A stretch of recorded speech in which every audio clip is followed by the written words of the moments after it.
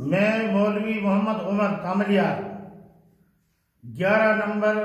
जिला परिषद की जनता से एक अपील करना चाहता हूं कि मैं इस जिला इस क्षेत्र के तमाम लोगों से 36 कौम से जो है मैं अपना एक अपील पेश करता हूं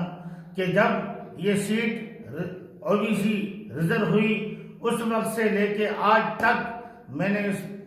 सीट पर अपनी दावेदारी की और इस क्षेत्र के कुछ और भी लोग थे,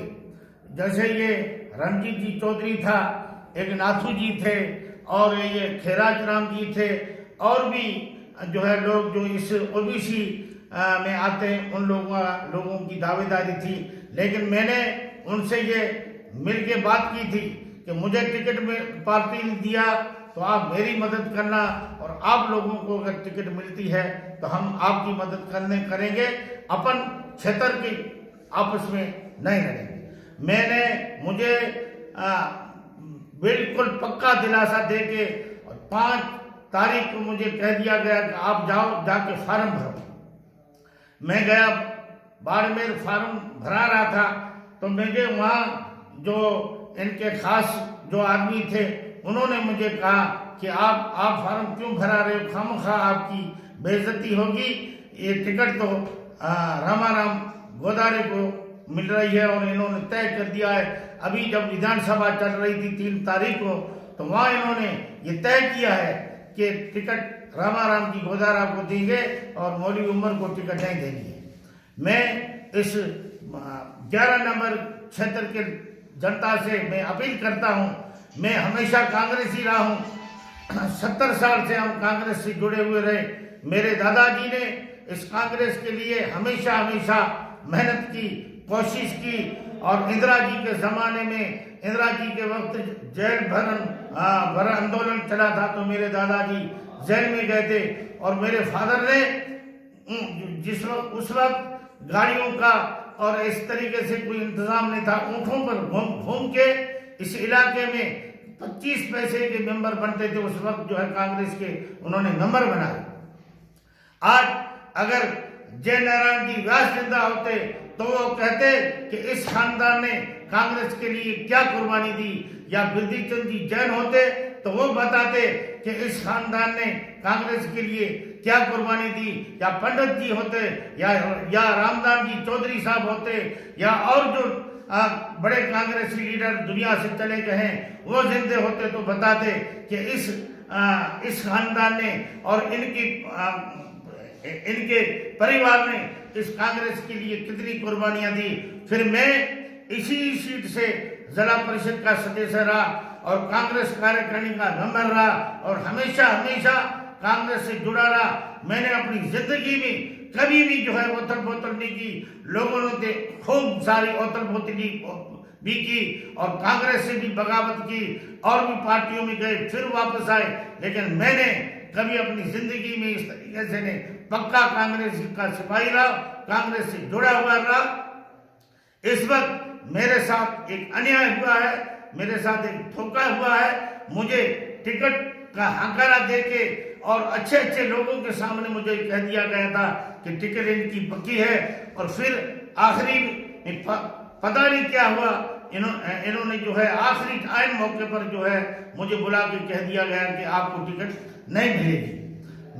मैं 11 नंबर की जनता से एक अपील करना चाहता हूं, जिस आदमी को टिकट दिया गया है ये एक पैरासूट है, इनको उठा के लाके हमारी इस सीट में खड़ा किया है। और 11 नंबर की जनता में क्या कोई ओबीसी का आदमी था ही नहीं? अरे 11 नंबर की सीट से ओबीसी जाट भी थे, सुधार भी थे,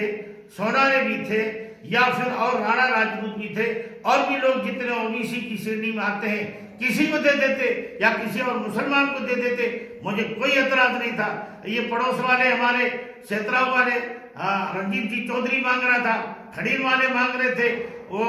नाथूराम जहांगीर मांग रहा था और भी लोग मांग रहे थे। हमारे इस क्षेत्र के किसी भी आदमी को देते तो मुझे कोई एतराज नहीं था। एक बार का आदमी उठा के लाके हमारे ऊपर पैरासूट उतारा है। इसको 11 नंबर की जनता से मैं अपील करता हूँ आप बाहर के आदमी को हरगिज बर्दाश्त मत करो। अगर इस तरीके से हुआ तो ये पार्टियां हमेशा हमेशा अपनी मनमानी करती रहेगी और बाहर से आदमी जो इनको पसंद होगा उनको उतार के और अन्याय होता रहेगा। जिस तरीके से पिछली बार विधानसभा के चुनाव में कांग्रेस पार्टी ने एक जोधपुर का उठा के लाके वहाँ सिवाना में विधानसभा में खड़ा किया, वहाँ की जनता ने बर्दाश्त नहीं किया और वहाँ कांग्रेस जीतने वाली थी, कांग्रेस का एमएलए बनता, लेकिन उन्होंने अपनी मनमानी की और लाके उनको टेका, वो हार भी गया। आपकी पूरी जनता 36 ही कौम, इसमें ये नहीं है भाई वो उसको मिल गई, वो ये नहीं करना है, हमें ये बताना है कि भाई हमारी ही इसी सीट का होना चाहिए, हमारे इस क्षेत्र का होना चाहिए। इस 18 ग्राम पंचायतों का अगर कोई आदमी होता तो हम इसको बर्दाश्त करते और आपस में समझौता कर लेते। मैं 18 पंचायतों की इस ग्राम पंचायत के लोगों से मैं अपील करता हूँ, मैं चुनाव लड़ा रहा हूँ, मेरे लड़के को मैंने खड़ा कर दिया है, अपन चुनाव लड़ेंगे और कांग्रेस को अपने दिखाना है कि अगर आप इस तरीके से अगर मनमानी करोगे तो हम उसको बर्दाश्त नहीं करेंगे। मेरी तमाम लोगों से अपील है, मैं पक्का सिपाही कांग्रेसी होते हुए, मैं कांग्रेस का वफादार होते हुए फिर भी इस तरीके से अन्याय, इसको खुदा भी माफ नहीं करेगा। अगर मैं ये शब्द कहूं कि जिन्होंने मेरा ये टिकट काटा है, हरीश जी ने काटा, फतेह मोहम्मद जी ने काटा, पता नहीं चल रहा है, लेकिन मैं फतेह मोहम्मद ये हरीश जी को ये कहना चाहता हूं कि हरीश जी अगर आपने ये मेरी टिकट काटी है तो मैं आपको मैं आपसे ये निवेदन करता हूं, मैं आपको बिल्कुल हकी बात कहता हूं, मेरे साथ आपने अन्याय किया है और आपने अगर मैं ये शब्द भी इस्तेमाल करूं कि आपने गौ की हत्या की है तो वो भी जायज है। इस तरीके से करोगे तो आप अपने कांग्रेसी पक्के वफादारों के मुंह पर थूक थूक कर अगर इस तरीके से भगाओगे तो कांग्रेस का आप पाटिया साफ कर दोगे। मेहरबानी करके इस तरीके से मत करो, लोगों को जोड़ने की कोशिश करो, लोग जुड़ते रहेंगे। वो वक्त था कि यहाँ बीजेपी का नाम निशान नहीं था,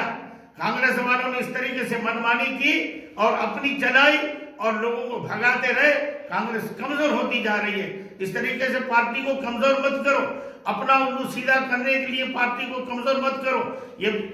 कांग्रेस पार्टी बहुत बड़ी पार्टी है, ये महात्मा गांधी जी की पार्टी है, ये नेहरू जी की पार्टी है, ये इंदिरा गांधी की पार्टी है। अगर आप लोग जैसे इस तरीके से मनमानी करते रहेंगे तो कांग्रेस का नाम निशान आप खत्म कर दोगे। हमें कांग्रेस को खत्म नहीं करनी है, कांग्रेस को जिंदा रखना है। लेकिन इस वक्त कांग्रेस से मैं अलविदा हो चुका हूं